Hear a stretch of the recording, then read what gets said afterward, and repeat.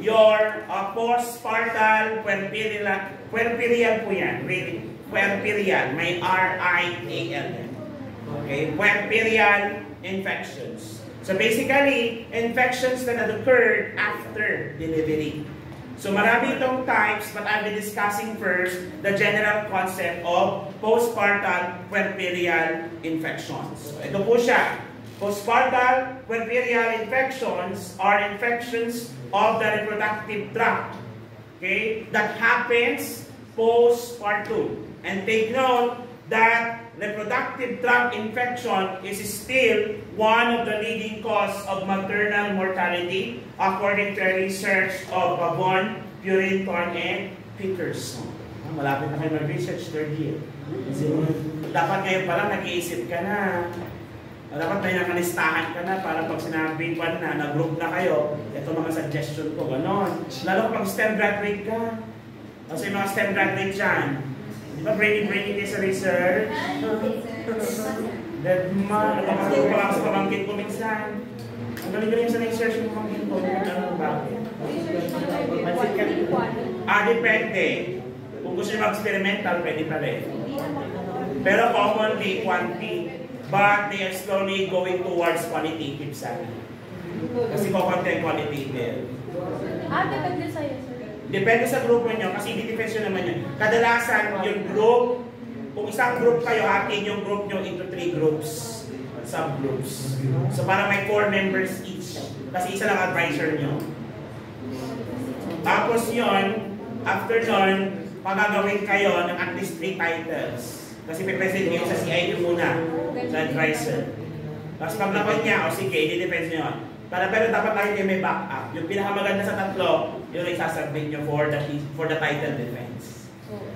Madalian lang yung title defense. Wala pa yung 15 minutes eh. Pukuntuhan nyo. Kadalasan yun is parang on the 4th month of the semester. 4th month or 3rd month of the semester. Kailan ba yun? Kung August mag-start, August, September, October, ayan, marami na magka-title defense. Okay. Yan, kaya umpisa yun as early as now. So, uterus is considered sterile. Tama po ba? Yes, specifically amniotic sac. Kaya nga, kapag pumutok ang amniotic sac after 24 hours, prone na for infection. Kasi kung ano yung sobrang linis, lapitin siya ng bacteria. O advice lang to prevent food poisoning. You do not put or you do not just put the can open sa table or sa ref. Dapat tanggalin sa lagyan. Okay? Kasi mas prone siya na lapitan ng bacteria. Then that will be more prone for you to develop food poisoning. Okay? Lalo na yung tinatawag natin ang Clostridium botulinum. The food poisoning. Okay? Uterus is sterile during pregnancy until the membranes are ruptured. That's why the risk of infection is even greater. Okay? Greater if edema and trauma are present on the particular area. Okay? So, ano yung mga risk factors, sir, ng infection that develops into this condition? Number 1 is the rupture of membranes 24 hours after birth. Kaya nga sa area, nasabi ko na ito kanina, in hospital, kapag wala po siyang infection in the admission, tapos nag-develop siya ng infection after 24 hours of admission, kasalanan nyo. Pero kung yung infection na-develop within 24 hours, ibig sabihin, that is acquired through community. Yun yung tinatawag natin community-acquired infection. Pero kapag na-develop yan after 24 hours in the hospital, that is considered as nosocomial infection or hospital-acquired infection. Okay? So, tandaan niyo po yan. So, rupture of membranes of 24 hours. If you may go back to our discussion ng first grading, okay, the most common complication of rupture of membrane is infection. Okay? Aside from your prolapse of the cord. Okay? But after 24 hours is infection. Placental fragments that leads into tissue necrosis. So, if there is a retained placenta, tulad ng kwento ko kanina, a retained blood, full of blood, or the gauze soaked with blood, old blood is prone for infection. Kaya nga siya namamaho. Same thing with the K5. Pagbabaho ng amoy niya, ibig sabihin, puno na ng bacteria. So is that expected? Yes. Kung yan ay nangyari na for 4 to 6 hours na. Or for example, ito, pag di ka nagkaukaw hanggang bukas ng umaga, mula ngayon, mabaho talaga yan bukas ng umaga. Kaya prone ka for infection. E maliit pa naman ang ureter ng babae. Tama mo ba? Yes. Unlike sa lalaki, depende sa size. Minsan mahaba ang ureter, minsan may exceeded. Depende sa size. Isn't it? Yes. Pero kadalasan, nasa 5 to 7 inches. Pag babae, nasa 2 to 3 inches lang. Ganon kalapit yung outside layer into the ureter. Kaya mas common ang UTI sa babae kaysa sa mga lalaki. Tapos yung way pa ng paghuhugas nyo.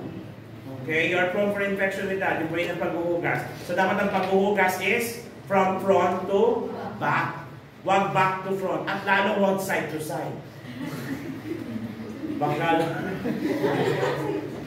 lalo huwag side to side. Baka naman ibang langit na pupuntahan niya. Alright. Okay? So dapat hindi ganon. Necrosis, because that a severe blood vessel, which is from the retained placenta, will die eventually. And kapag namatay yan, magkaroon ng necrosis. Kapag may necrotic cells sa katawan mo, you're more prone to develop infection. What else? Postpartum hemorrhage. O balik tayo. Kapag nagbi-bleed ang isang tao, kamusta ang kanyang blood component? Tataas ka baba? Which leads into anemia. So, sabi kanina, anemic patients are prone to develop infection. Are we clear? Yes. Okay? Another one, pre-existing anemia. May mga anemia. Kaya ka ladies, lalo na sa inyong bleeding weeks. Kahit hindi mo kailangan ng placenta. Kapag nireregla ka first day mo, sabayan mo mag-take ng iron supplements. Okay? Kasi nga, ang tawag natin doon, physiologic anemia. Because you are normally anemic during those days. So advisable, lalo sa edad nyo ngayon, na during menstruation days, you take the pill na may iron. Then, on the non-bleeding days, at least take iron supplementation 2 to 3 times per week. 1 tablet per day. Yes, advisable yun sa mga babae. Okay? Next, prolonged and difficult labor related to instrumental birth. O, alam nyo naman instrumental birth nyo. Suction and your suction or vacuum in your forceps. Both of this procedure possibly lead to what? Perineal lacerations, leading into possible postpartum infection. Okay? Another one is internal fetal monitoring. Pamilya naman kasi internal fetal monitoring, di ba? So meron tayo noong external, yun yung, matagay nyo na maglagay, yung meron electrodes dito sa kung saan yung fundus, dito kadalasan pala, fundus, then kung saan kinukuha yung fetal heart to, ilagay mo yung isa doon, tapos tinatali siya using a elastic bandage. Natry nyo na gawin? Tapos magkikit ka, toko. Tapos may nindot ka. Tapos mamaya, nag-vibrate na siya. Kadalasan for 15 to 20 minutes. Tapos rinig mo sa buong wall. Tapos maglalagay siya ng papel. Tapos yun ang babasahin ni Doc later on para makita ang progress ng kanyang labor.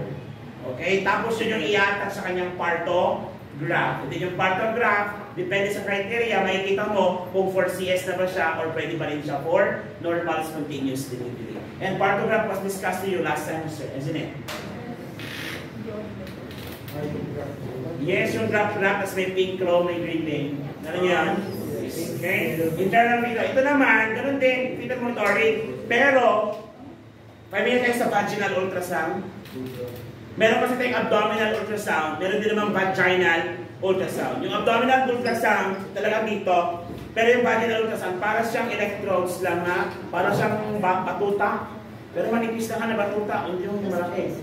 Ano? Tapos i-insert yung twist sa vagina. Mother, yung ano malalim? Buga. Option. May papasok talaga sa vagina mo. Then, yung sound doon yung ikuha. Kadalasan ginagamit yung vaginal ultrasound during the first stage. Okay? Yung during the early stage of pregnancy. Kasi hindi pa siya masyadong ma-detect na abdominal ultrasound. Okay? Vaginal ultrasound ginagamit. Ngayon, since ipapasok siya doon sa loob, so basically, pag mali ang pagkakahawak mo noong fetal monitoring device na yon, pwede ka mag-introduce ng infection doon sa vagina. Okay? Lalo na kapag ginawa mo yan postpartum. Kaya nga, importante ang konsepto ng clean and sterile technique. So you have to remember your clean, versus sterile technique. When should you be clean? When should you do it sterile? Kaya doon kami masungit na mga CI. Lalo sa TR, di ba? Hindi ka naman mapagalitan masyado kapag kuhan. Kaya pag nagkamali ka, na-violate mo ng sterile technique, mag-sorry ka na lang. Hindi naman lang. Sorry pangulatan. Sorry lang. Talo ka na sa camera. Sorry ka na lang. Okay? Another one, local vaginal infection. O baka naman kasi may sugat na prior. Kasi nung nag-labor siya, sabi ni Mr. Pwede ba isa pa?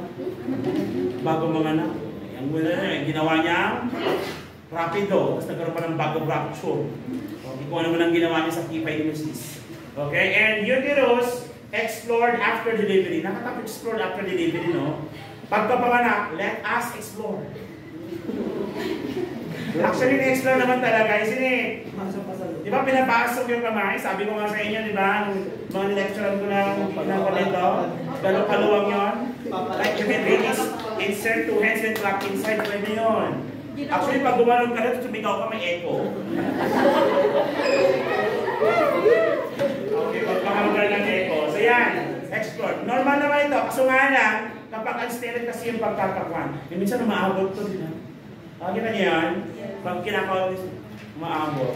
Possible pa rin yun. Kasi nga, you can never sterilize your skin unless i-autoclave mo sarili mo.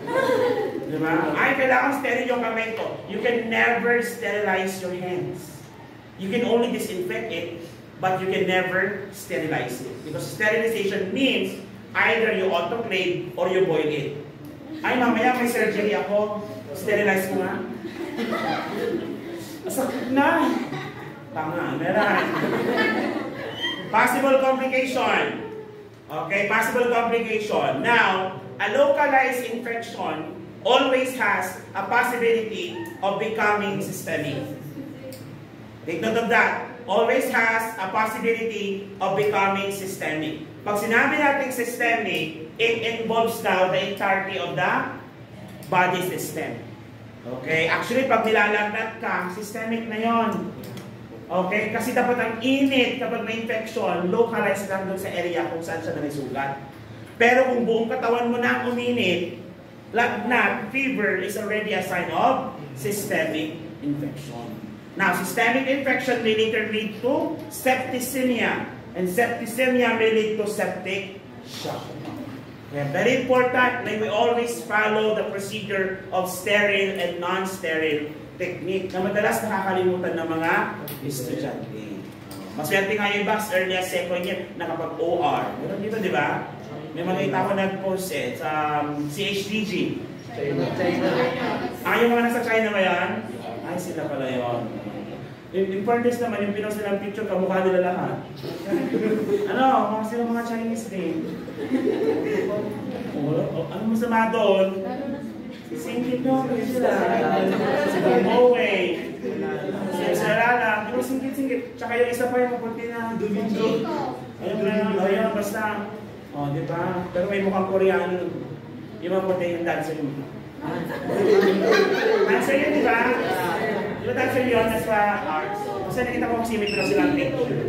Okay? So, mapupunti din. Okay? Ngayon, aside from the possibility of systemic infection, possible din po kasi tinatawag nating organ-to-organ transfer infection.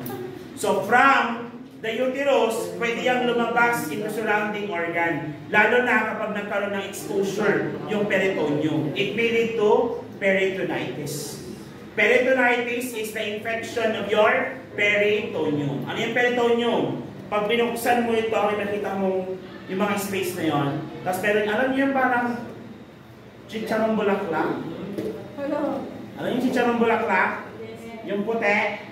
Yon, peritoneum, pwede mamaga. So kapag binuksan niyo yung tiyan later on, yan, bubuksan niyo yun. Peritoneum. Yung outer layer, okay, that separates now the organs in between. Okay? Peritoneum. Ito tulad sabi ko kanina, septicemia. Septicemia is a blood infection. You say it's a blood infection, okay, that may lead to septic shock. And shock may lead to death. Okay? Next, yung shock or yung septicemia may lead to further infection Tapos pag hindi naagapan, may lead to maternal mortality or death. Okay? Maternal mortality or death. Delikado ito. Ang hirap na habulin yan pag nasa late stage. Kaya may mga simple infection, pagamot nyo yan. Lalo naman may magpalinis ng kuko. Tapos yung pinagpapanilisan mo dyan sa tabi-tabi. Tapos hindi sterilize ang gamit. Medyo delikado yun. Septicemia. Okay? Isa pa yun, masakit ang daliri mo sa paa, buong katawan lamay. Natry nyo na ba yan? Diba? Okay, now, what are the management, sir? Almost done. Management includes prevention of infection. Sige nga, bilang kayo ay nanggaling naman na ng fundamentals of nursing, what are the ways on how to do your infection control? Hand washing. What else? Glove. Okay, depende kung yan ay universal precautions ang gagamitin mo. Okay? Or kung yan pa sterile or clean technique, kailangan i-note mo din yun. Okay? Then, ano pa? Instruct on how to do perineal care. Nalala niyo yan? The front to back thing. Okay na? Front to back. Okay? Pag surgical yan. Pero pag sila gagawa, front to back pa din. Front to back, kasi yung kaw-kaw pinag-usapan. Kunyari, nasa bahay na sila, para nila nililisan yung vagina nila. Front to back dapat ang pag-uus. Okay? Front to back. Pero pag sa atin, did we follow the process of 1? Figure of 7. Saan pa una? Mag-figure of 7 or gitna muna? Figure of 7. Diba? Figure of 7. Ang last mo is? Until sa anus. Then 1 stroke, throw. 1 stroke, throw. Patatapos nyo, isn't it? Yes. Kaya medyo masungit ang mga CA pag ganon. Kasi nga pag ginawa mo yung sterile technique, okay? Pero pagdating mo sa OR, sa mga area, huwag mo lang hanapin yung 1 stroke, 1 stroke. Sa kanila kasi all sides gagamitin. Pag ganyan, isang side naman. Parang, pag ano, pag ano, ganun sila dun eh. Bago nila itapon. Siyempre, nagtitipid sila. Unlike sa amin kasi sa US, pre-pack siya. As in, parang na siya nang nakapack na ngayon siya. Parang yung mga instant noodles na lang. Bubuksan mo na lang, nandun yung panglinis mo lang. Pati gloves. Ganon kasi, kaya mamahal. Right? Imagine, manganganak ka daw ng normal spontaneous delivery. Nakita ko isang vlog ng mag-asawa, how much did we spend for a one pregnancy. From the start na nalaman ng gamutis. Nag-spend sila na $35,000 for just one single pregnancy. From the moment na nalaman nilang buntis hanggang nung siya ay nanganak at na-discharge ng hospital. They have spent $35,000. Sabi nila, okay lang sa amin kasi we have prepared for this. But imagine those who doesn't have good job. Paano kaya sila mga anak sa Amerika? Medyo nakakalungkot. Okay? Then proper hand washing. Sa communicable disease nursing, kapag pinag-uusapan ang prevention of transmission, always look for hand washing. Sir, paano pag respiratory transmission? Still, hand washing. Siya kasi ang most advisable way and the most practical way of preventing the transmission of infection. And of course, intravenous antibiotic. Pag sinabi natin intravenous antibiotic, gagamit ka ng wide range of antibiotic. Pag sinabing wide range of antibiotic, yung antibiotic that can target a lot of bacteria. Kaya dapat kabisado nyo pa ang mga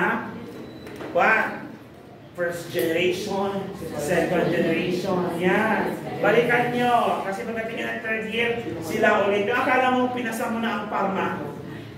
Pero pagdating ng third year, pharma ulit. Ang problema minsan, graduate ka ng nursing, natandaan mo lang ulul. Sini, beta blockers lang.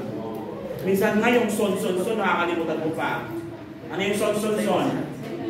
Steroids. Diba? Okay, so intravenous antibiotic is given. And most of the time, kapag prophylactic siya, pag sinabing prophylactic, preventive, binibigay siya in advance. So ibig sabihin, after the delivery, may order na rin sa chart ni pasyente na mag-antibiotic. What is the reason? Dahil ba may infection na siya? Wala. Para ma-prevent ang infection. Pero, pag may infection na siya, papalitan yung antibiotic. Kasi meron tayong tinatawag na, may 2 types antibiotics.